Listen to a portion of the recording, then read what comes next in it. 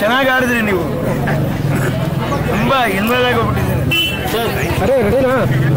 ಇಲ್ಲೇ ಅಮ್ಮನ ಸ್ಮಾರಕ ನೋಡಕ್ ಬಂದವರು, ದೇವಾಲಯ ಅನ್ಬೋದು, ನೋಡಕ್ ಬಂದವರೆಲ್ಲ ತಾಯಿ ಮಗನ ಪ್ರೀತಿ ಬಗ್ಗೆನೇ ಹೇಳ್ತಾರೆ ಸರ್.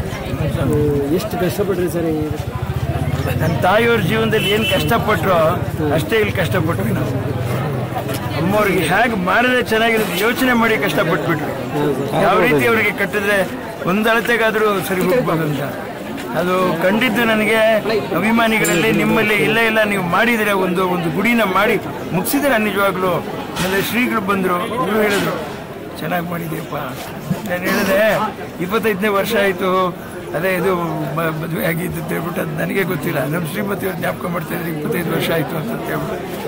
ಆಮೇಲೆ ಅವರು ಇದು ಮಾಡಿದಾಗ ನನಗೆ ಅರ್ಥ ಆಗ್ತಾ ಇರೋದು ಅಷ್ಟೇ. ನಾನು ಹೇಳಿದೆ ತಾಯಿಯವ್ರ ಸೇವೆಯಲ್ಲಿ ನಾನು ನಿರತರಾಗೋಗ್ಬಿಟ್ಟಿದ್ದೆ, ಇರಲಿ ಅದು ಮುಖ್ಯ ಅಂತಂತ ಹೇಳ್ಬಿಟ್ಟು ಹೇಳಿದ್ರು ಸ್ವಾಮೀಜಿ.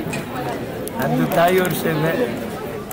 ಮುಂದೆ ಅಭಿಮಾನಿಗಳು, ಕಡು ಬಡವರು ಮುಂದೆ ಇಲ್ಲಿ ಪೂಜೆ ನಡೀತಾರೆ, ಯಾವ ಥರ?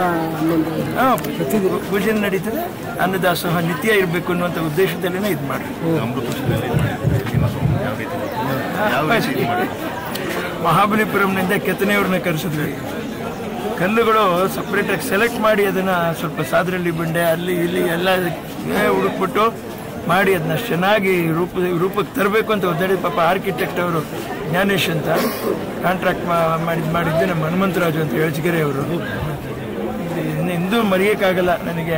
ಅಮ್ಮವ್ರನ್ನ ನಾನು ಮತ್ತೆ ಜೀವಂತ ಇಲ್ಲಿ ಇಟ್ಟಿದ್ದೀನಿ ಅನ್ನುವಂತ ನನಗೆ ಅಷ್ಟು ಸಂತೋಷ ಇದೆ ನನಗೆ. ದರ್ಶನಕ್ಕೆ ಏನಾದರೂ ಟೈಮಿಂಗ್ಸ್ ಏನಾದರೂ ಇರುತ್ತಾ?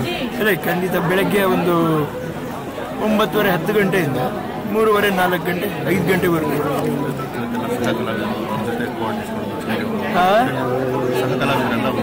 ಖಂಡಿತ ನಾವು ಹೇಳ್ತೀವಿ ಸಹ ಕಲಾವಿದರು ಅಂತ. ಒಂದು ನಿಮಿಷ ಯೋಚನೆ ಮಾಡಿ ನೋಡ್ರಿ.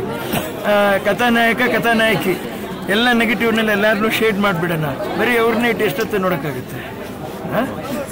ಸಹ ಕಲಾವಿದರು ಅನ್ನುವಂಥದ್ದು ಒಂದು ಕೈಗೆ ಇದು ಬೆರಳಿದ್ದಾಗ. ಫೋಟೋಗಳ ಬಗ್ಗೆ ನಮ್ಗೆ ತುಂಬಾ ಸಂತೋಷ. ಇದು ತಾರೆಯರ ಕಲಾವಿದರ ಮನೆ ಇದು. ನನ್ನ ತಾಯಿಯವರು ಇಷ್ಟಪಟ್ಟಿದ್ದು ಕಲಾವಿದರು. ಆಮೇಲೆ ದಯವಿಟ್ಟು ಆಮೇಲೆ ನೀವು ಹೊಗಳಕ್ಕೋಸ್ಕರ ನಾನು ಮಾತು ಹೇಳ್ತಾ ಇಲ್ಲ. ವಾಹಿನಿಯವರು ಅಷ್ಟೇ, ಪತ್ರಕರ್ತರು ಅಷ್ಟೇ. ವಿಜಯಮ್ಮನವ್ರನ್ನ ಮತ್ತು VN ಸುಬ್ರಾಯರವ್ರ ಮಗನ್ನ ಮತ್ತು ವಿಜಯ ಶ್ರೀನಿವಾಸ ಮೂರ್ತಿಯವರು ಇವತ್ತಿಲ್ಲ. ಅವಾಗೆಲ್ಲ ಬೈದು ಹೇಳೋರು AS ಮೂರ್ತಿಯವರು, ಅವರು ಇಲ್ಲ ಇವತ್ತು. ತುಂಬ ನೋವಾಗುತ್ತೆ ಮನಸ್ಸಿಗೆ. ಯಾಕಂದರೆ ಆ ಪೀರಿಯಡಿಂದ ಈ ಕಾಲದವರೆಗೂ ಏನಿದೆ ಎಲ್ಲರಿಗೂ ಏನು ಹೇಳಕ್ಕೆ ಇಷ್ಟಪಡ್ತಾ ಇದ್ದೀನಿ ಅಂದರೆ, ಒಂದು ಸಾರ್ ಒಂದು ಎರಡು ಮಾತಾಡಿ ಅಂತ ಅವ್ರು ಯಾಕೆ ಕೇಳ್ತಾರೆ ಅಂತ ಹೇಳ್ಬಿಟ್ಟು ಅವ್ರಿಗೋಸ್ಕರ ಕೇಳ್ತಾ ಇಲ್ಲ. ನಮ್ಮನ್ನ ಅವರೊಬ್ಬರು ಎಷ್ಟೋ ಕೋಟಿ ಜನಕ್ಕೆ ಪರಿಚಯ ಮಾಡ್ತಾರೆ ಅನ್ನುವಂಥ ಅರಿವು ನಮಗಿರಬೇಕು. ಎಷ್ಟು ಅಭಿಮಾನಿಗಳ ಹತ್ರ ನಾವು ಹತ್ರ ಹೋದ್ರೂ ಕೂಡ ಈ ವ್ಯಕ್ತಿತ್ವ ಹೀಗಿದೆ, ನೀವೇನು ತಿಳ್ಕೊಂಡಿದ್ದೀರಾ ಅಂತ ಕೇಳಕ್ಕೆ ಒಬ್ಬ ಮಧ್ಯವರ್ತಿ. ಫೋಟೋಗಳು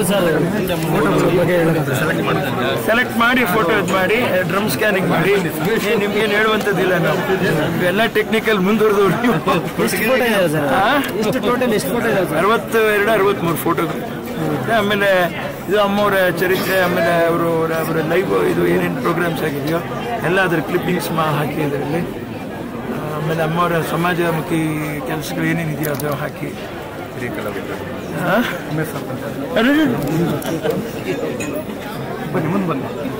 ಮನೆಗೆ ದೇವ್ರು ಬಂದಾಗೆ ನಾವು ಅದೇ ತರ ಭಾವಿಸ್ತೀವಿ. ಲೋಕಲ್ ಅವ್ರು ಹೇಳ್ತಿದ್ರು ಅಮ್ಮನ ಆತ್ಮ ಇಲ್ಲಿ ಜೀವಂತವಾಗಿದೆ, ಏನಾದ್ರು ಹೇಳ್ಕೊಂಡ್ರೆ ಅದು ಆಗ್ತದೆ ಅಂತ. ಅದ್ರ ಬಗ್ಗೆ ಸತ್ಯ ನೋಡಿ. ಮೊನ್ನೆ ಲೆಜೆಂಡ್ ಅಂತ ಯಾವುದೋ ಒಂದು ಇದರ ಮುಹೂರ್ತ ಇಲ್ಲಿ ಮಾಡ್ಕೊಂಡು ಟೀಸರ್ ನಮ್ಗೆ ಅಮೋಘವಾದ ಇದು ಚೆನ್ನಾಗಿದೆ. ನಮಗೆ ಮದುವೆ ಮಾಡ್ಕೊಳ್ರಪ್ಪ. ನಾನು ತುಂಬ ವಿಜೃಂಭಣೆಯಿಂದ ಮಾಡಿಬಿಡಿ. ಸುಮ್ಮನೆ ಸಿಂಪಲ್ ಸಾಧಾರಣವಾಗಿ ಅಲ್ಲಿ ಎಷ್ಟು ನಾನು ಚಿನ್ನ ಹಾಕ್ತೆ ಬೆಳ್ಳಿ ಹಾಕ್ತೆ ಅನ್ನೋದಕ್ಕಿಂತ ಕಟ್ಕೊಂಡು ನಾನು ಹೇಗೆ ಬಾಳ್ತೀನಿ ಅನ್ನೋದು ಅದು ಚಿನ್ನ ಬೆಳ್ಳಿ ಬಂಗಾರ ವೈಢೂರ್ಯ ವಜ್ರಕ್ಕಿಂತ ಭಾರಿ ದೊಡ್ಡದು. ಕಟ್ಕೊಂಡು ಬೇಗ ಅಯ್ಯೋ ಸಾಕು ನಿನ್ ಸಹವಾಸ ಅಂತ ಈ ಕಡೆ ಎರಡು ಮಕ್ಕ ತಿರ್ಕೊಂಡು ಹೋಗ್ಬಿಟ್ರೆ ಏನಿದೆ? ಮದುವೆಗೆ ಸರ್ ರಾತ್ರಿ ಮಳೆ ಬಂತು, ಈಗ ಮಳೆ ಬಂದೇ ಇಲ್ಲ. ಭಗವಂತನ ಲೀಲೆ. ನಿಮ್ಮೆಲ್ಲರೂ ಪ್ರೋತ್ಸಾಹ ಪ್ರೀತಿ ಕೇಳ್ಕೊಂಡಿರುತ್ತಲ್ಲ ಅಮ್ಮನ್ನ ಪ್ರೇಯರ್ ಮಾಡಿದ್ರೆ. ಖಂಡಿತ ಪ್ರತಿಯೊಬ್ಬರು ಕೇಳ್ಕೊಂಡಿದ್ದಾರೆ. ಈ ಭಾಗದಲ್ಲಿ ವಿಮಾನ ನಿಲ್ದಾಣ ಬರ್ತಾ ಇದೆ. ನಾನು ಉಪಮುಖ್ಯಮಂತ್ರಿಗಳನ್ನ ಅರ್ಧ ಸ್ವಾಮಿ ಕಾರ್ಯನೂ ಆಗಲಿ ಸ್ವಕಾರ್ಯನೂ ಆಗಲಿ ಅಂತ ಹೇಳ್ಬಿಟ್ಟು ಈ ವಿಮಾನ ನಿಲ್ದಾಣ ದಯವಿಟ್ಟು ತಳ್ಳಾಕಿ ಈ ಜಾಗದಲ್ಲಿ ಬೇಡ, ಎಲ್ಲ 2 ಎಕರೆ 1 ಎಕರೆ ಇಟ್ಕೊಂಡು ಒಂದು ಇಡೀ ರಾಗಿ ಬಿತ್ತನೆಯಲ್ಲಿ ಕಣಗ ಬೆಳೆದು ತಿನ್ನುವಂಥ ಜನ ಪಾಪ ಕಷ್ಟಪಡ್ತಾರೆ ಅವರು.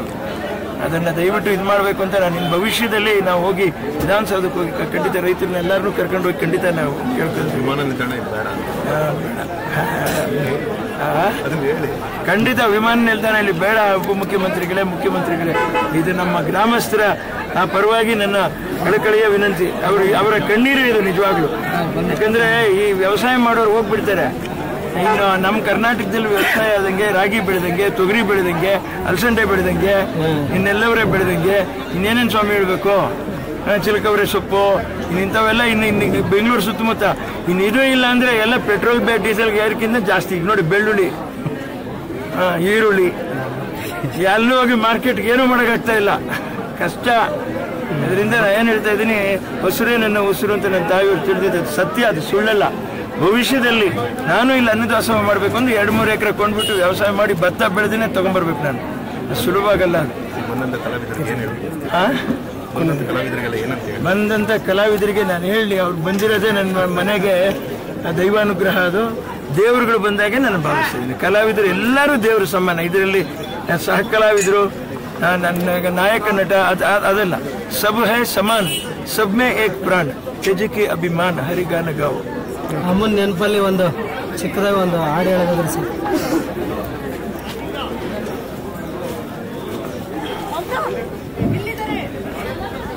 ನೀ ಕೊಟ್ಟ ಪ್ರಾಣವನ್ನು ನಿನಗಾಗಿ ನೀಡುವಾಗ ನಾ ಕಾಣದ ಆನಂದವು ನೂರಾರು ಜನ್ಮದಲ್ಲೂ ನೀ ಹಾಡಲಾಲಿ ಹಾಡೆ ನಾನೆಂದು ಕೇಳಬೇಕು, ಸಂತೋಷ ಹೊಂದಬೇಕು. ಅಮ್ಮ